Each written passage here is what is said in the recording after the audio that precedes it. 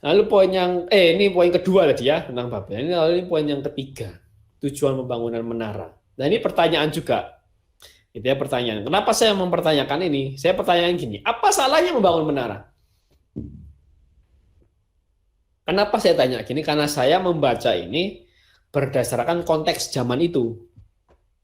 Karena di zaman itu, jelas di zaman kuno, monumen itu bentuk perkembangan teknologi, bentuk perkembangan masyarakat.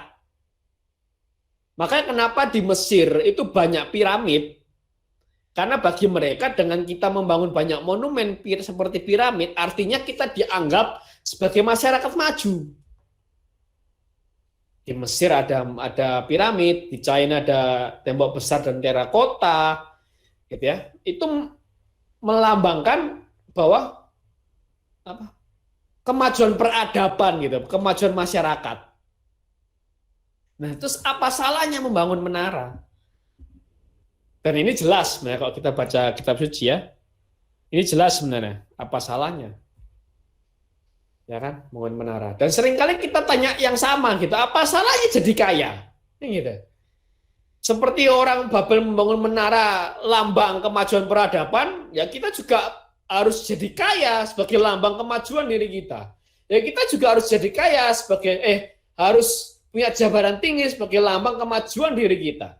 Punya banyak prestasi sebagai lambang kemajuan diri kita, bahkan punya banyak pelayanan sebagai lambang kemajuan diri kita. Lalu apa salahnya jadi kaya? Apa salahnya punya jabatan tinggi? Apa salahnya punya banyak prestasi? Apa salahnya punya banyak pelayanan? Nggak salah sebenarnya. Bangun menara tuh nggak salah. Jadi kaya nggak salah, punya jabatan tinggi nggak salah, punya banyak prestasi nggak salah, punya banyak pelayanan pun nggak salah. Tapi yang salah apa? Ini sikap hati. Yang salah tuh sikap hati. Itu aja. Mereka mau cari nama. Yang salah sikap hatinya dan yang tanpa disadari terjebak dalam kesombongan. Marilah kita cari nama. Ini repot. Dan memang terbukti. Pas kita ngomong piramid, maka negara mana Mesir. Padahal di Indonesia juga ada piramid. Di Meksiko sana juga ada piramid. Gitu ya. Di daerah Timur Tengah juga ada piramid. Gitu. Cuma kalau kita ngomong piramid, yang paling terkenal siapa? Mesir. Gitu. Tembok besar, China. Gitu ya kan? Patung keadilan. Apa? Sorry, bukan patung keadilan. Patung kebebasan. Amerika Serikat, Liberty. Gitu ya. Padahal negara-negara lain punya patung kebebasan mereka masing-masing. Tapi kalau pas kita ngomong satu monumen tertentu, langsung mengacu kepada satu nama negara tertentu, terbukti. Dan seringkali kita salah sikap hati. Maka sikap hati yang salah itu membuat perbuatan yang baik pun jadi salah. Itu. Karena contoh jadi kaya ya. Memang benar, gimana kita mau memberkati orang lain kalau kita nggak diberkati? Loh benar masuk akal pemikiran itu. Tapi kok pemikiran itu dilandasi dengan cinta akan uang, salah. Selesai. Gitu. Perkara selesai. Nggak usah lagi kita ngomong tentang memberkati orang lain. Sikap hatinya kita cinta uang. Salah, selesai. Nggak usah lagi ngomong tentang memberkati orang lain. Gitu. Sama kayak Yudas. Sekalipun Yudas ngomong, ini kan harusnya minyak ini bisa dijual dengan 300 dinar. Dan kita bisa kasih makan orang miskin. Yesus hardik. Karena apa? Sikap hatinya salah. Waktu Yudas ngomong itu sikap hatinya salah. Maka Yesus bilang, orang miskin akan selalu ada padamu, tapi aku tidak akan selalu ada bersama dengan kamu. Sikap hatinya Yudas salah. Sikap hatinya apa? Cinta uang. Gitu. Dan kok saya mau sharing, gitu ya, tantangan terbesar mengadakan jazz ini sebenarnya apa? Bukan tentang waktu, bukan tentang kemampuan, tapi kesombongan. Aku jujur aja, itu tantangan terbesar buat aku. Akan sangat mengerikan kalau aku sombong. Akan sangat mengerikan. Itu yang aku wanti-wanti terus setiap kali aku doa. Jangan sampai sombong. Jangan sampai, please Tuhan. Jangan sampai sombong. Karena ini mengerikan sikap hati ini kalau udah salah. Sekalipun yang dilakukan keren mungkin. Tapi kok sikap hati udah salah. Selesai perkara, nggak usah diperbincangkan lagi. Wah, ini di chat juga rame ya, luar biasa. Disupport. Nah, itu yang poin yang ketiga tentang sikap hati. Lalu poin yang keempat, terah. Nah, ini tadi Kopiter sudah menjelaskan teori dan saya akui saya sangat suka teori itu. Dan akan saya jadi bahan, saya masukkan ke dalam perbendaharaan renungan. Nah, ini menarik tuh, karena teorinya itu menarik. Nah, tapi saya akan sampaikan salah satu teori yang berbeda dari sudut pandang lain yang akan memperkaya ya. Teori itu banyaknya teori tidak saling menentang tapi saling memperkaya. Nah, kita baca nih. Ayat 31. Lalu Terah membawa Abram, anaknya serta cucunya Lot, yaitu anak Haran.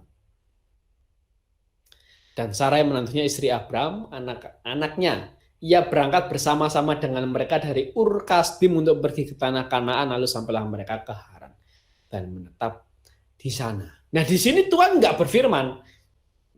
Di sini nggak dituliskan. Tuhan berfirman ke Terah atau Tuhan berfirman ke Abram, nggak dituliskan. Gitu ya, tentang hal ini. Nah, sama sekali nggak dituliskan. Tapi kita mau cari clue dari kitab lain. Kita mau cari clue dari kitab lain. Nah, kalau kita baca, kita intip ayat selanjutnya, pasal selanjutnya, Tuhan tuh berfirman baru setelah ini.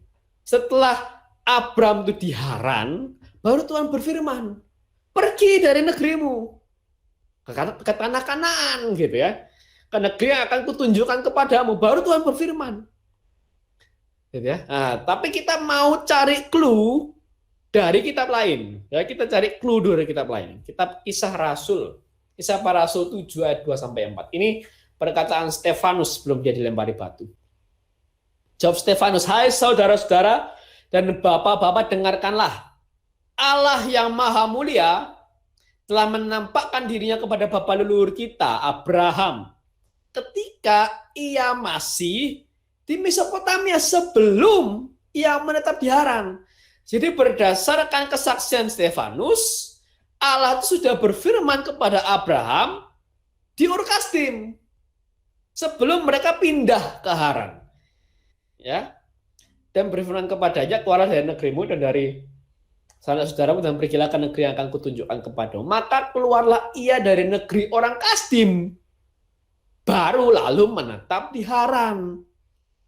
Nah, setelah ayahnya meninggal, Allah menyuruh dia pindah dari situ ke tanah ini, ke tanah Kanaan, ke tanah Israel saat itu.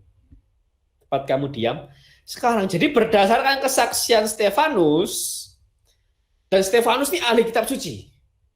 Dia ini kalau saya tidak salah ya, dia bisa 4 bahasa kalau nggak salah. Dia bisa 4 bahasa, Stefanus ini. Dia bisa 4 bahasa dan dia salah seorang ahli kitab suci, Stefanus ini. Nah, jadi berdasarkan kesaksian Stefanus bilang, Allah berfirman kepada Abraham 2 kali. Pertama di Mesopotamia, dan yang kedua di Haran. Ini konteksnya untuk ke Kanaan ya, konteks ke Kanaan. Pertama di Mesopotamia, yang kedua di Haran. Ya, dan kalau kita baca tafsiran kitab Kejadian 12 ayat 1, dikatakan begini, berfirmanlah itu bukan setelah kematian ayahnya, tetapi sebelum dia meninggalkan Ur. Itu menurut Menopius. Lalu ditambahkan, kecuali mungkin Abram menerima peringatan kedua di Haran. yang dari tempat tinggal di sana bersama ayah. Jadi kemungkinan besar Abraham sudah terima firman ini ketika dia di Ur Kasdim. Lalu Abraham terima firman lagi ketika dia di Haran. Gitu ya. Jadi 2 kali Abraham terima firman. Cuma pertanyaan begini, ketika dia di Ur Kasdim, yang terima firman Abraham, tapi yang memimpin perjalanan itu Terah. Karena emang Terah bapaknya Abraham, masuk akal nggak? Masuk akal. Tapi sebenarnya yang terima firman berdasarkan kesaksian Stefanus tadi ya, yang terima firman itu Abraham, tapi yang memimpin perjalanan itu Terah untuk keluar dari Ur Kasdim. Ya, Abraham yang menerima firman Tuhan, tapi Terah yang memimpin perjalanan menuju Kanaan. Dan alhasil apa? Mereka menetap di Haran. Ya, menetap, tinggal, singgah. Ya, bukan cuma singgah ya, tapi menetap artinya tinggal. Bangun rumah di sana, berdagang di sana, berternak di sana. Gitu. Artinya tinggal cukup lama, menetap di sana. Dan dia mati di Haran. Gitu ya. Dia mati di Haran.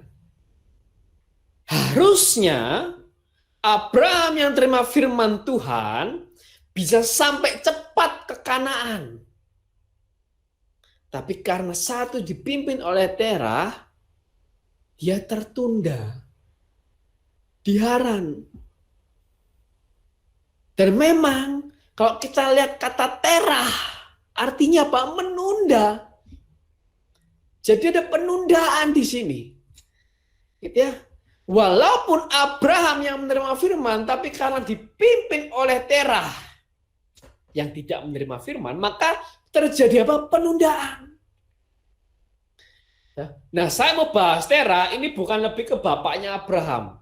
Tapi saya mau lihat dari sudut pandang arti kata Terah, yaitu menunda. Artinya apa? Ini. Seringkali kita tuh ada terah dalam diri kita atau mungkin dari orang lain yang dapat menunda rencana Tuhan dalam hidup kita.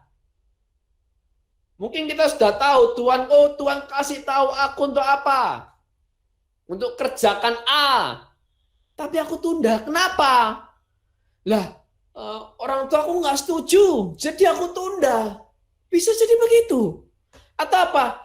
Aduh, akunya belum siap, jadi aku tunda. Jadi ada terah dalam diri kita yang membuat kita menunda rencana Tuhan dalam hidup kita.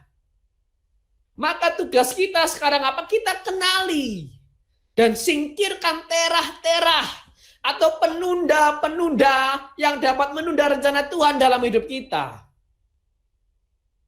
Mungkin dari orang lain, mungkin dari orang terdekat, keluarga, orang tua, pasangan yang dapat menunda rencana Tuhan dalam hidup kita. Atau mungkin dari diri kita sendiri. Nggak siap, takut, khawatir, masih belum cukup perhitungannya yang dapat menunda rencana Tuhan dalam hidup kita. Ya. Suatu kali, aku pernah ngobrol, diskusi sama istri. Ya, pernah ngobrol sama istri. Nah, istri saya bilang gini, kita kan percaya, kita beriman bahwa Tuhan itu yang suruh kamu untuk jadi dosen ITB. Istri saya, iya benar. Kita percaya Tuhan yang suruh aku untuk jadi dosen ITB, aku bilang. Nah, terus istri saya tanya gini, seandainya kalau kamu nggak jadi dosen ITB gimana? Kita kayak gitu. Kamu kecewa nggak sama Tuhan? Aku jawab, enggak. Aku nggak kecewa sama Tuhan. Aku akan kecewa kalau aku tidak pernah mencoba. Nah, ini kan aku udah mencoba. Beberapa kali aku udah, 2 kali at least aku mencoba dan aku sedang berjalan di path-nya ini. Di apa? Di jalurnya ini. Aku akan menyesal kalau aku nggak pernah coba sekalipun. Itu baru aku menyesal. Dan wajar kalau itu nggak terjadi. Ini sudah pernah aku coba, at least aku coba Tuhan. Tapi mungkin ada yang salah dariku, atau ternyata ini bukan kehendak Tuhan yang sesungguhnya. Mungkin Tuhan hanya persiapkan aku di sini untuk di tempat lain yang sesungguhnya. Mungkin saja. Dan akhirnya Tuhan nggak jadikan aku di sini, tapi nggak masalah buat aku bilang gitu ke dia. Nggak akan membuat aku kecewa. Dan tidak akan membuat aku mundur dari rencana Tuhan. Terus aku bilang, cuma satu sebenarnya. Kalau aku mengenali diriku gitu ya, dalam proses kontemplasi, cuma satu yang dapat menunda rencana Tuhan dalam hidupku apa? Bagi saya bukan orang lain, bukan keluarga. Karena itu sudah sempat terbukti. Gitu ya. Keluarga pun nggak bisa menunda rencana Tuhan dalam kehidupanku. Tapi buatku satu hal yang paling besar, yang paling mungkin menunda rencana Tuhan dalam hidupku apa? Ini yang pojok kiri bawah nih ya. Malas. Malas. Aku kalau udah malas repot. Saya kalau udah malas repot. Nah. Saya kalau capek masih bisa saya paksain sedikit gitu. Masih bisa saya paksain sedikit gitu ya. Tapi kok udah malas repot. Ini saya. Kalau saya udah malas repot. Gitu ya. Dan sebenarnya, ini aku jujur, sebenarnya waktu mau jalanin jazz ini, yang paling besar menghambat saya, itu malas. Bukan perhitungannya, bukan resikonya, bukan apa, enggak. Malasnya itu. Aku bilang ke Tuhan, aduh, aku males sih. Nguliknya gitu loh Tuhan. Gitu. Tiap minggu harus ngulik, harus ngedalamin, capek juga aku mikir gitu. Malasnya loh Tuhan aku bilang. Dan ini yang sering kali menunda rencana Tuhan dalam hidupku. Malas ini, dan ini mengerikan buat aku, ini sangat mengerikan. Gitu ya. Nah terus istri saya tanya, loh terus kamu kalau udah malas gitu apa yang kamu lakukan? Aku paksa. Aku paksa. Ya. Aku akan lakukan banyak hal untuk bisa aku keluar dari malas. Apapun itu, bikin minuman mungkin main dulu sebentar 15 menit, ya, istirahat sebentar 15 menit, nggak usah lama-lama sejam itu kelamaan, 15 menit sebentar. Atau mungkin aku kerjakan apa yang mau aku kerjakan saja dulu. Untuk kita aku keluar dari kemalasan ini dan mau mengerjakan apa yang seharusnya aku kerjakan. Itu aku malas dan masih terus berjuang sampai sekarang. Dan tugas kita adalah kenali dan singkirkan terah yang dapat menunda rencana Tuhan dalam hidup kita. Apapun itu. Gitu ya. Yang kata paksa keluar berkali-kali hari ini ya. Nah, ya ini kita harus maksain diri kita ya. Karena kalau kita nggak maksain ya kita ya mau jadi apa gitu. Orang dunia pun tahu kalau orang malas tuh nggak akan bisa jadi apa-apa gitu, selesai. Itu nggak usah orang rohani lah, orang nggak rohani pun udah tahu hal tersebut. Apalagi orang rohani gitu ya, lebih-lebih. Gitu ya. Nah ini paling 4 poin ini saja yang mau aku sampaikan. Yang pertama seperti minggu lalu ya, kita kuliah, kita sandingkan sumber non Alkitab dengan Alkitab dan memang terbukti kebenarannya. Yang kedua adalah tentang Babel, gitu ya. Seperti orang Babel, seringkali kita juga tidak sepaham dengan Tuhan, hanya dengan pertolongan Roh Kudus kita baru bisa sepaham dengan Tuhan. Lalu yang ketiga, tujuan pembangunan menara Babel, ya, nggak ada yang salah membangun menara, nggak ada. Tapi sikap hati yang salah, perbuatan yang baik menjadi salah. Ya, dan yang keempat adalah terah. Nah, dari kata terah itu artinya menunda atau penundaan. Jadi kita harus kenali dan singkirkan terah yang dapat menunda rencana Tuhan dalam hidup kita. Nah, paling 4 poin ini saja.